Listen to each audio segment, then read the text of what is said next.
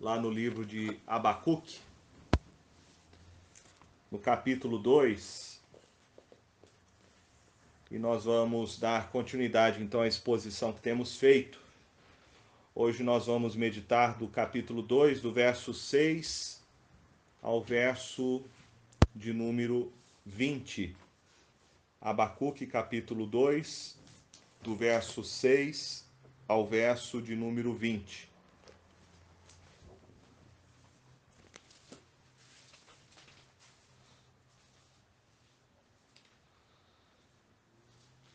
A palavra de Deus diz assim: Não levantarão, pois, todos estes contra ele um provérbio, um dito zombador? Dirão: ai daquele que acumula o que não é seu, até quando? E daquele que a si mesmo se carrega de penhores. Não se levantarão de repente os teus credores? E não despertarão os que te hão de abalar? Tu lhes servirás de despojo. Visto como despojaste a muitas nações, todos os mais povos te despojarão a ti, por causa do sangue dos homens e da violência contra a terra, contra a cidade e contra todos os seus moradores. Ai daquele que ajunta em sua casa bens mal adquiridos, para pôr em lugar alto seu ninho, a fim de livrar-se das garras do mal. Vergonha maquinaste para a tua casa. Destruindo tu a muitos povos, pecaste contra a tua alma. Porque a pedra clamará da parede, e a trave lhe responderá do madeiramento. Ai daquele que edifica a cidade com sangue e a fundamenta com iniquidade. Não vem do Senhor dos exércitos que as nações labutem para o fogo e os povos se fadiguem em vão?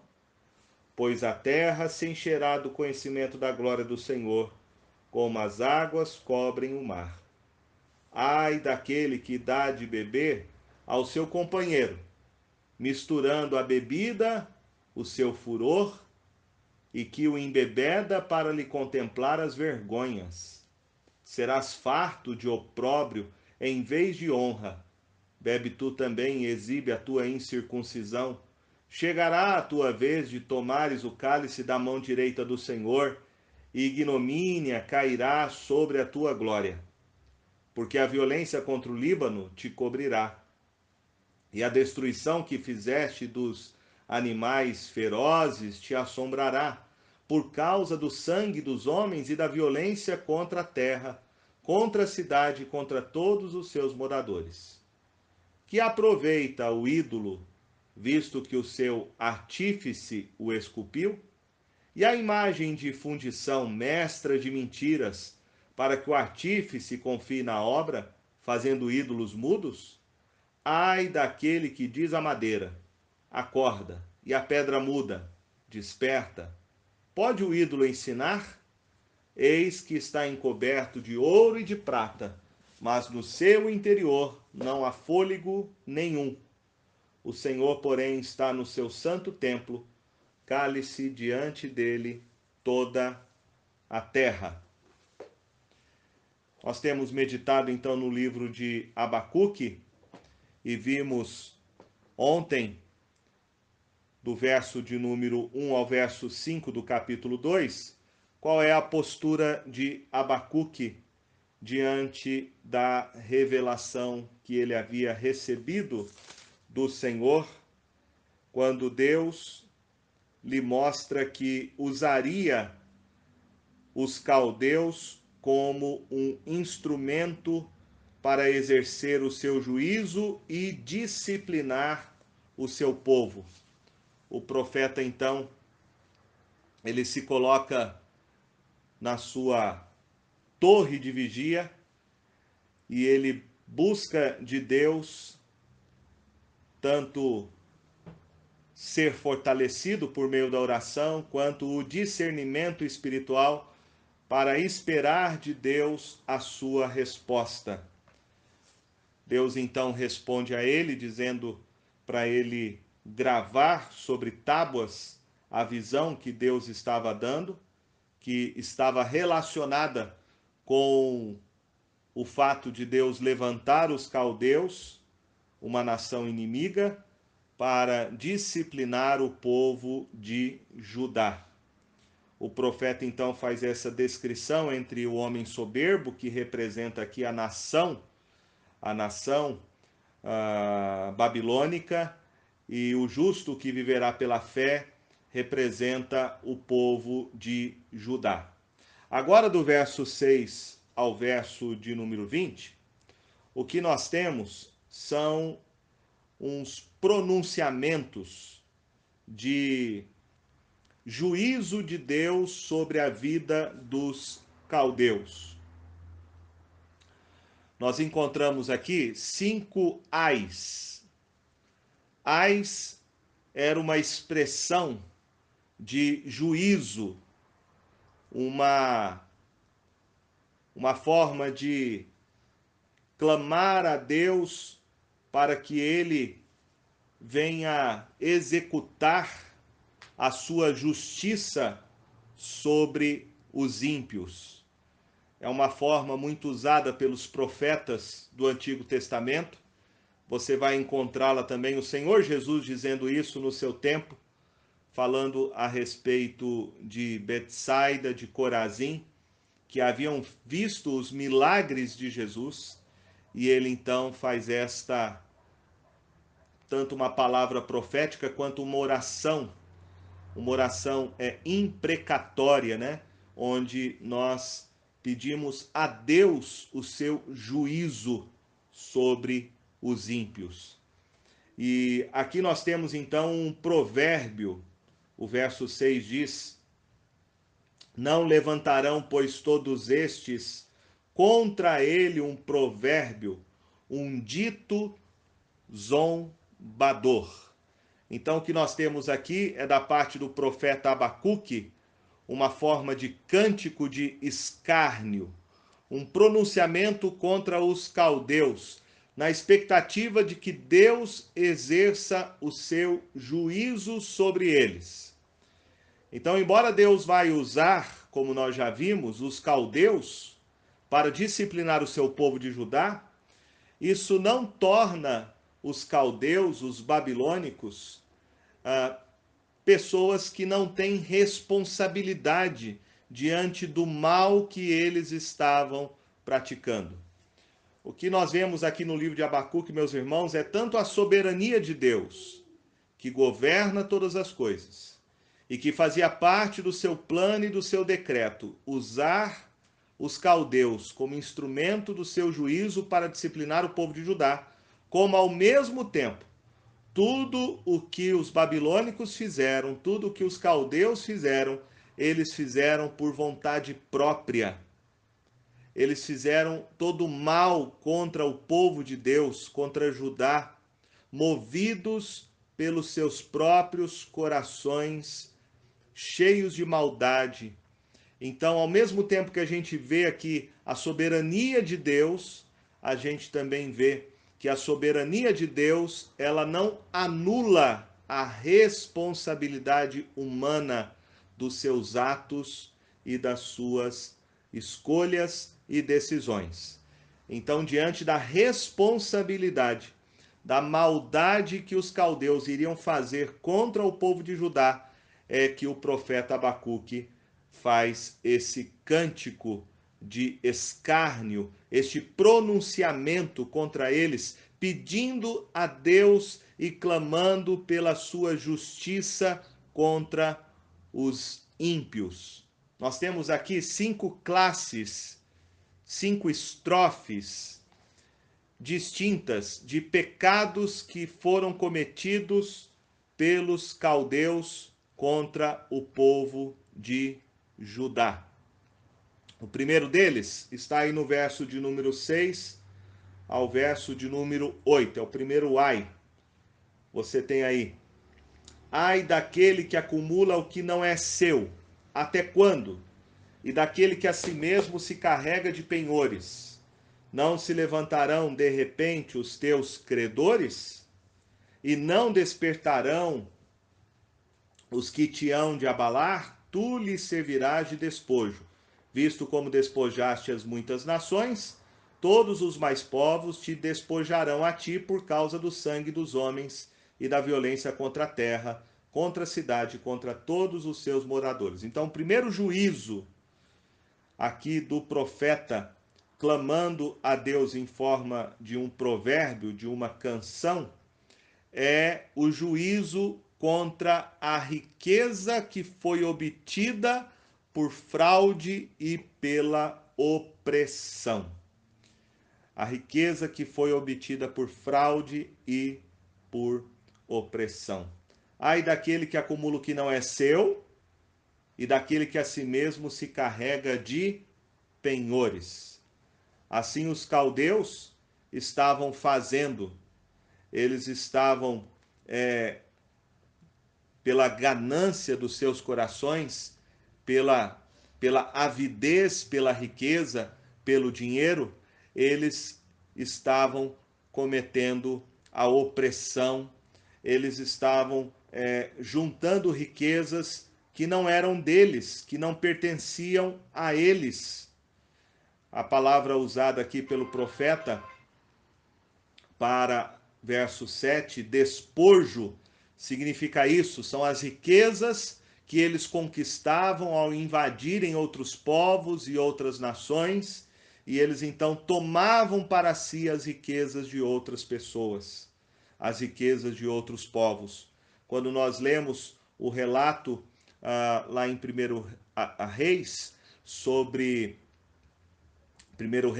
a invasão babilônica, você vai ver que eles queimaram as casas e eles entraram no templo, eles saquearam os tesouros do templo, os vasos sagrados, eles levaram todo o ouro que havia dentro do templo que fora construído por Salomão, né, pelo povo de Deus.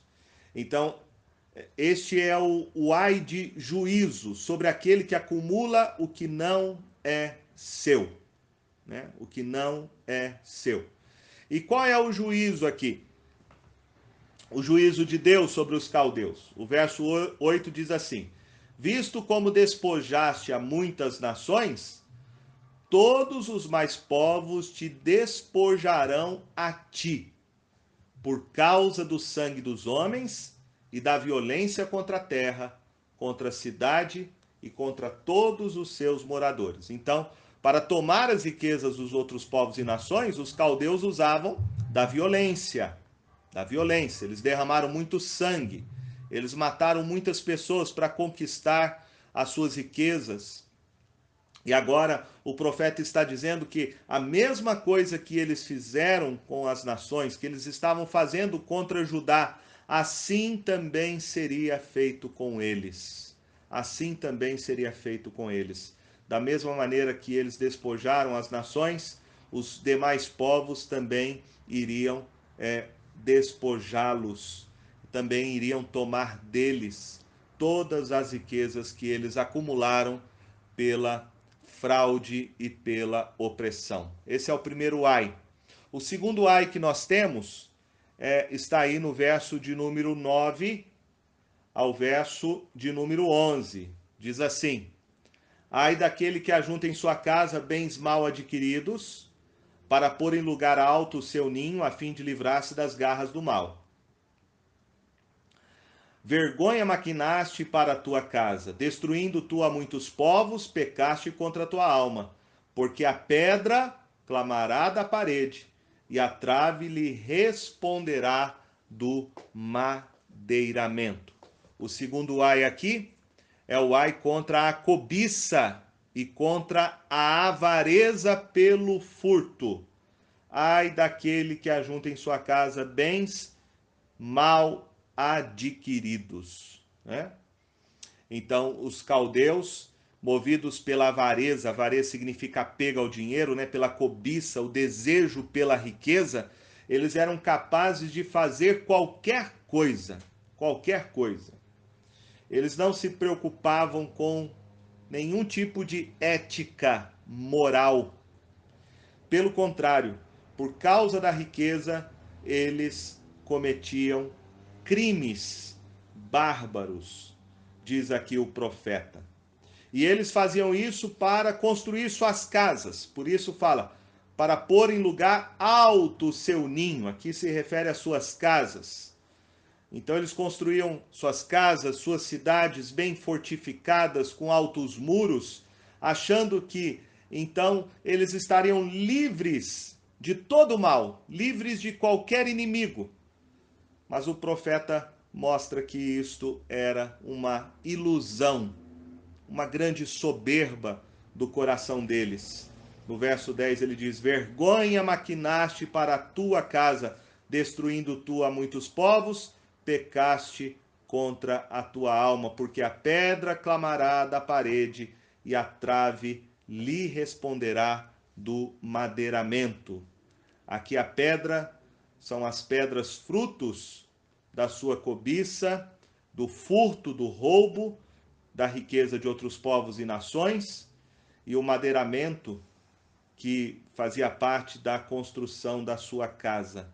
Então o profeta está dizendo que os próprios o próprio material, né, que eles roubaram, a própria pedra lavrada, a própria madeira, isso serve de testemunha contra eles. Testemunha contra eles.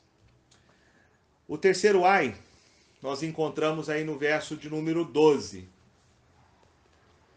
O terceiro ai, então, diz assim, do verso 12 ao verso de número 14.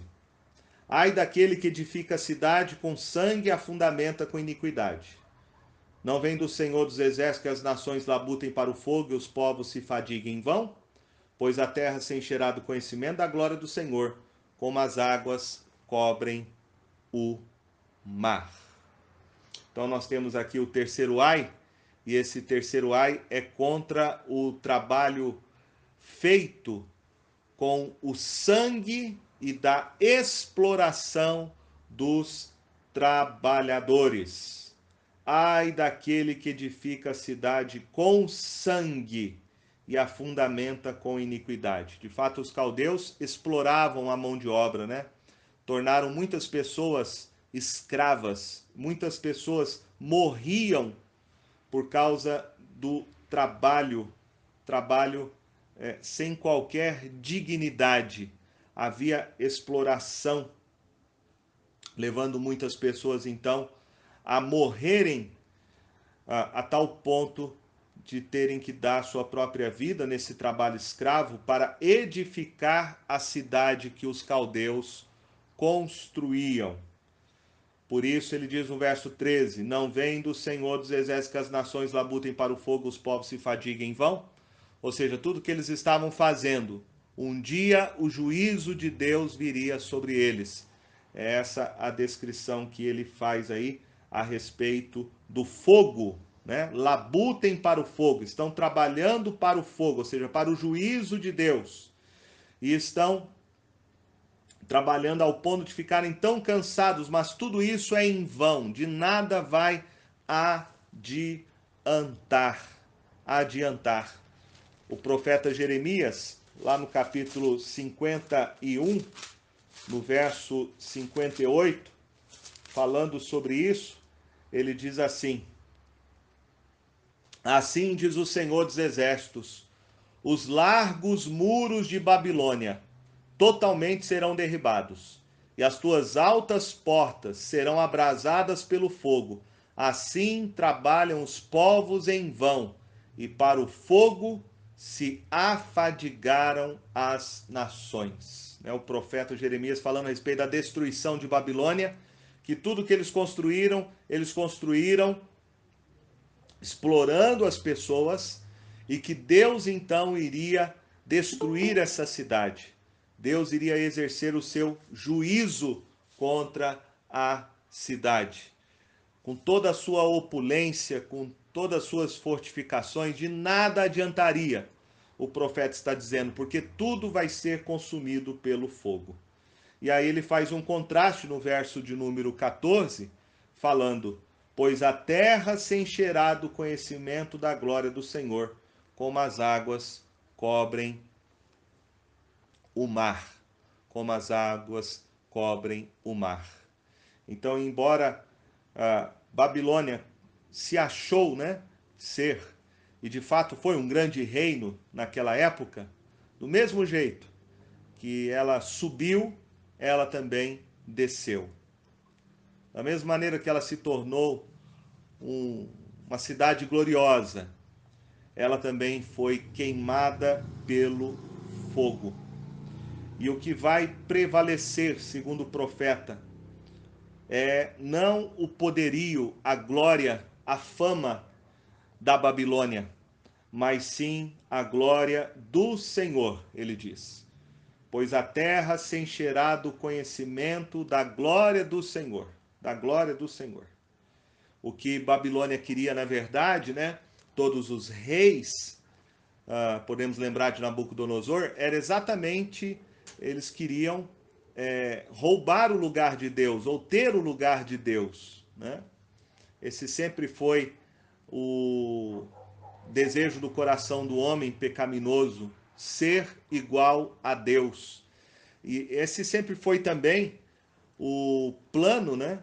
E o desejo de Satanás, receber a glória no lugar de Deus, o louvor dos homens, a adoração dos homens.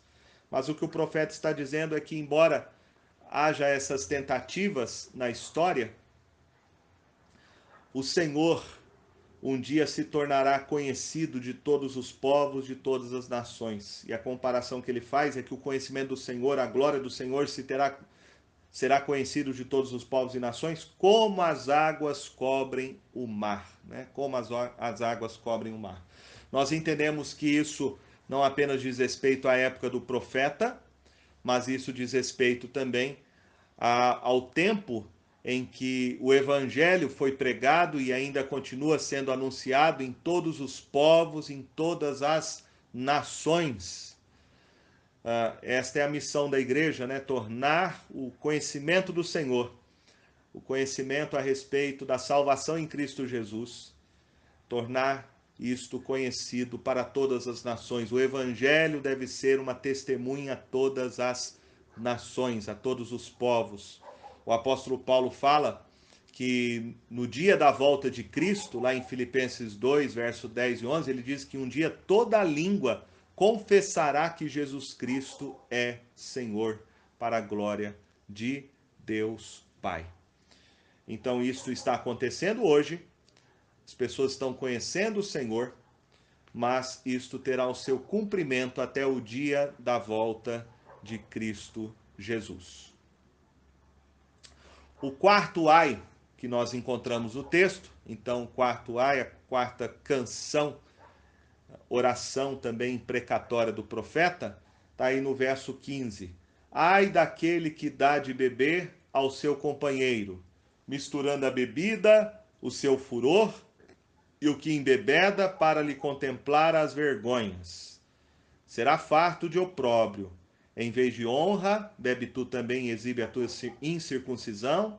Chegará a tua vez de tomares o cálice da mão direita do Senhor, e ignomínia cairá sobre a tua glória. Porque a violência contra o Líbano te cobrirá, a destruição que fizeste dos animais ferozes te assombrará, por causa do sangue dos homens e da violência contra a terra, contra a cidade e contra todos os seus moradores. Aqui nós temos o outro ai, que é o ai contra a devassidão moral. Uma das coisas que marcavam os babilônicos era exatamente a sua devassidão moral. Eles se embriagavam. Aí diz o texto, ai daquele que dá de beber ao seu companheiro, né? Eles se embriagavam e eles misturavam a bebida ao seu furor. Obrigavam as pessoas a beberem, a se embriagavam, eles davam festas, praticavam orgias, a tal ponto, diz o texto, de contemplarem as vergonhas. Vergonhas aqui diz respeito à nudez, né? Aos órgãos sexuais. Isso aqui faz a gente pensar que os babilônicos, então, eles bebiam, eles caíam em depravação moral, em devassidão moral, em total imoralidade. Eles perdiam completamente o pudor, a vergonha. E qual é o resultado disso, né? Está aí no verso de número 16. Será farto de opróbrio em vez de honra. Bebe tu também e exibe a tua incircuncisão. Aqui, incircuncisão era um termo usado no Antigo Testamento para se referir aos pagãos, aqueles que não faziam parte do povo da aliança, que não eram circuncidados ao povo de Deus. E ele diz: chegará a tua vez de tomares o cálice da mão direita do Senhor, ignomínia cairá sobre a tua glória. Então, se eles usavam as taças para se embriagarem, para cometerem devassidão moral, o profeta diz que um dia eles vão beber do cálice, mas o cálice não é do vinho, o cálice é da mão direita do Senhor, é o cálice da sua ira. É isso que o profeta está dizendo, o cálice da sua ira. Não somente isso, mas eles cometiam também, além da devassidão moral, violência. E violência contra os animais, diz o verso 17. Violência contra as árvores, contra a natureza, com o objetivo de construírem o seu reino, o seu império, com o objetivo de construírem suas armas de guerra, seus carros, suas flechas, e eles então iam destruindo. Por onde eles passavam, eles destruíam tudo que estava diante deles, para se tornar cada vez mais poderosos, para conquistarem mais reinos, mais riquezas, para se tornar então uma grande nação, um grande império. E o último ai, nós temos aí o último ai contra a idolatria. Os babilônicos também eram idólatras, muito idólatras. E o texto diz aí, verso 18 em diante: que aproveita o ídolo, visto que o seu artífice o esculpiu, e a imagem de fundição, mestra de mentiras, para que o artífice confie na obra, fazendo ídolos mudos? Ai daquele que diz à madeira, acorda, e a pedra muda, desperta. Pode o ídolo ensinar? Eis que está coberto de ouro e de prata, mas no seu interior não há fôlego nenhum. Aqui o ai contra a idolatria. O profeta mostra que o ídolo, ele não serve para nada. Ele não serve para nada. Por isso ele pergunta: que aproveita o ídolo, visto que o seu artífice o esculpiu? Para que serve um ídolo? Para nada. É uma pergunta retórica, né? Depois ele faz outra pergunta. E a imagem de fundição, mestra de mentiras, para que o artífice confie na obra, fazendo ídolos mudos. Então, o ídolo nada mais é do que uma obra feita por mãos humanas, como ele diz, mestra de mentiras, para enganar as pessoas, achando que elas podem confiar no ídolo. E ele diz, um ídolo mudo, ou seja, um ídolo que não fala. Podemos lembrar aqui do Salmo 115, né, que fala que os ídolos, eles têm boca e não falam, têm olhos e não veem, têm mãos e não apalpam, têm pés e não andam, não fazem nada, não podem fazer nada, não podem socorrer ninguém. De nada adianta os ídolos. Por isso o juízo de Deus não só sobre os ídolos em si, mas sobre o idólatra. Diz o verso 19: ai daquele que diz à madeira, acorda, e a pedra muda, desperta.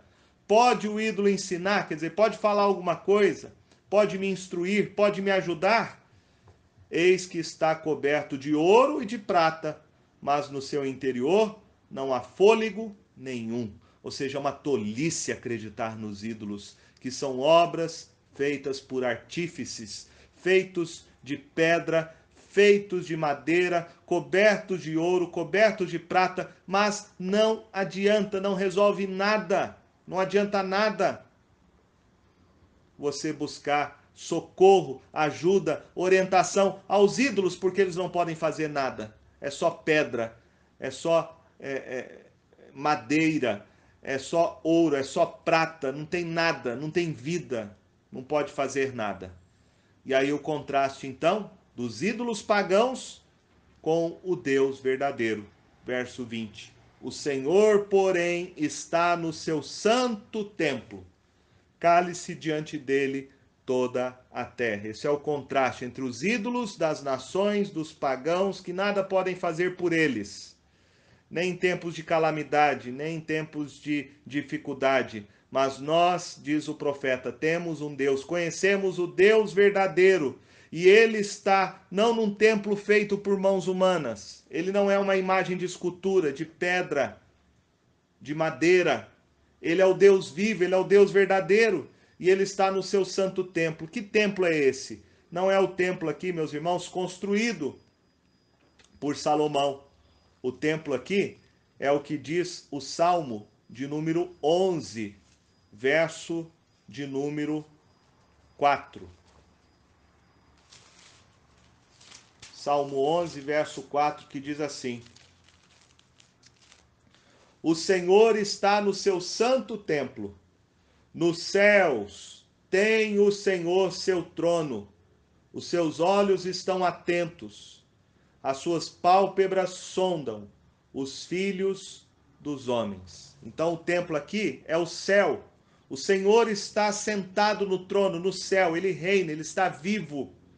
E ele olha para nós, ele ouve nossa oração e ele age em nosso favor. Qual deve ser a nossa atitude diante deste Deus que é vivo e verdadeiro?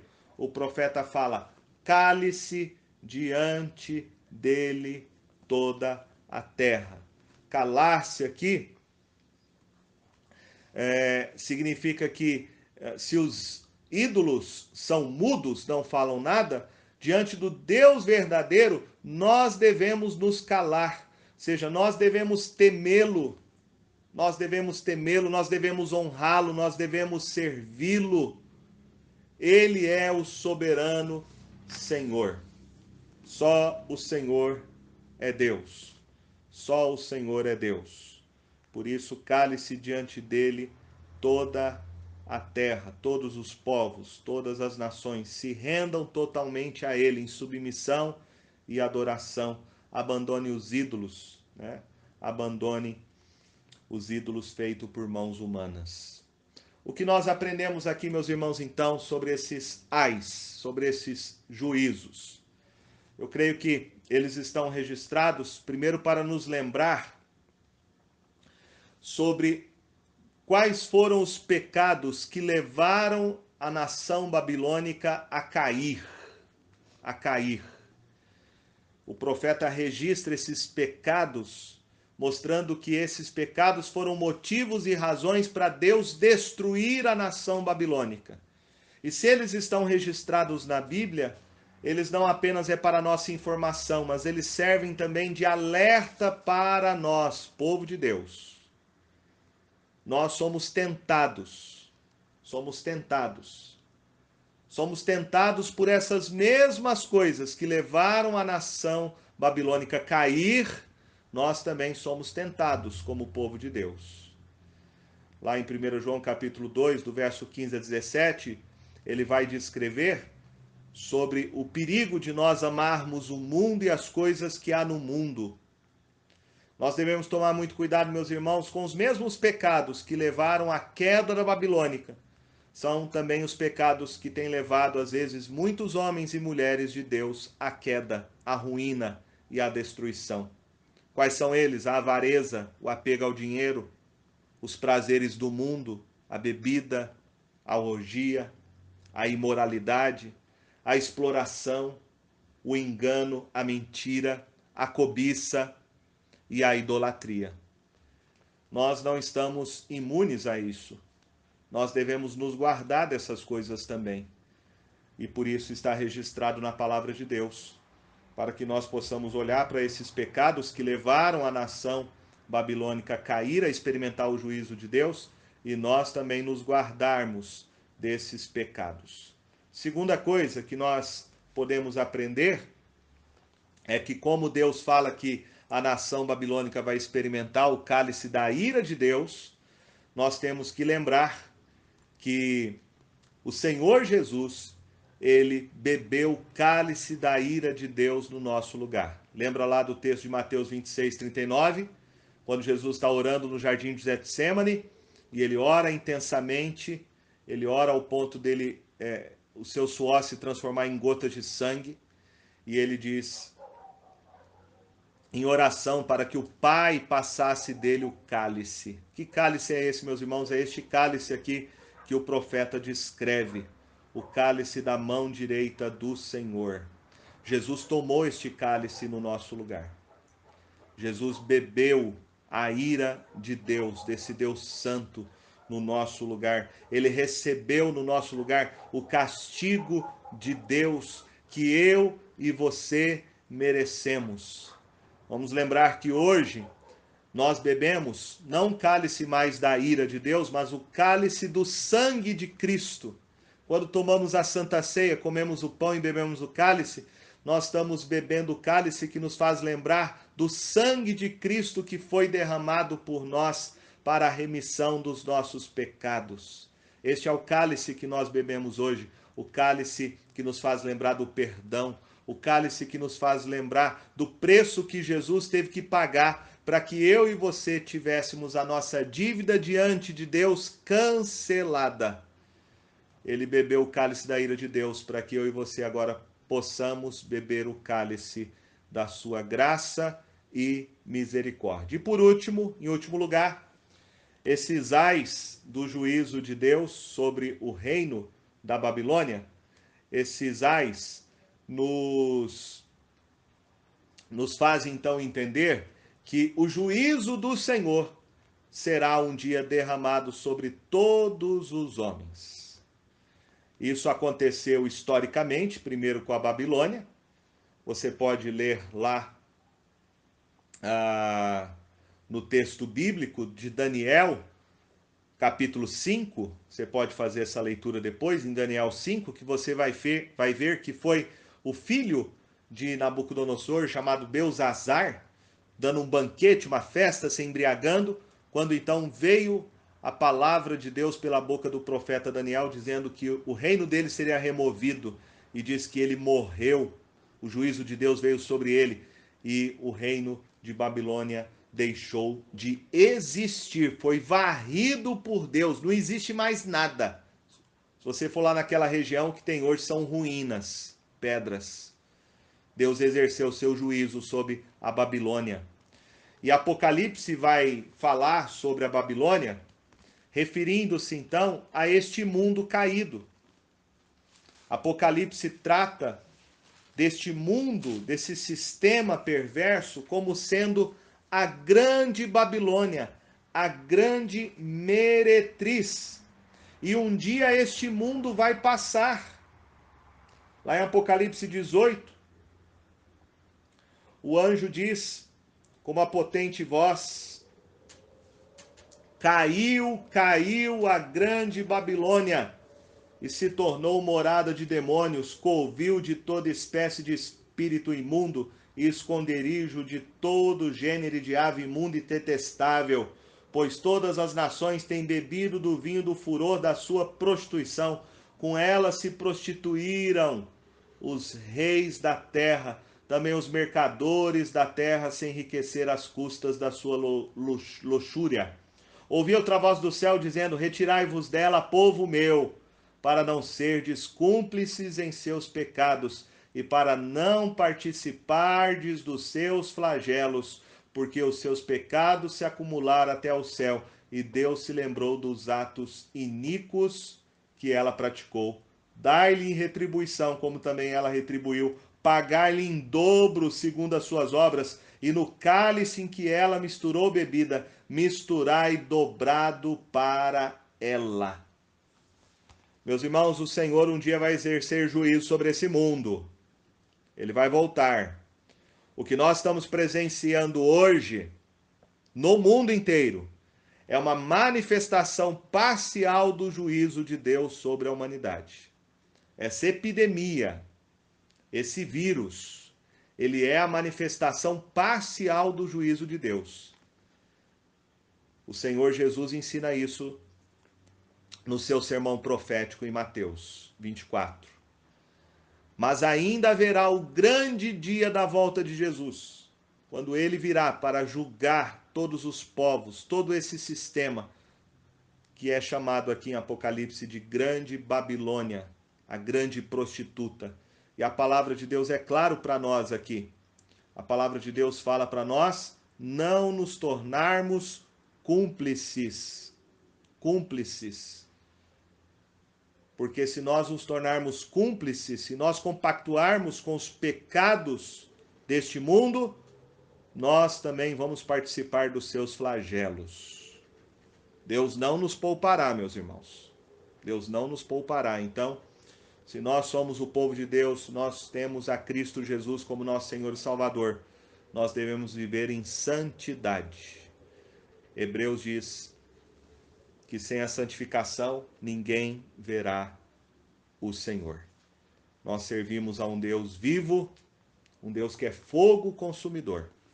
Portanto, que nós possamos nos voltar para esse Deus santo, que nos ofereceu o perdão por meio de Cristo Jesus, e vivermos uma vida que glorifica o que ele fez por nós. Amém?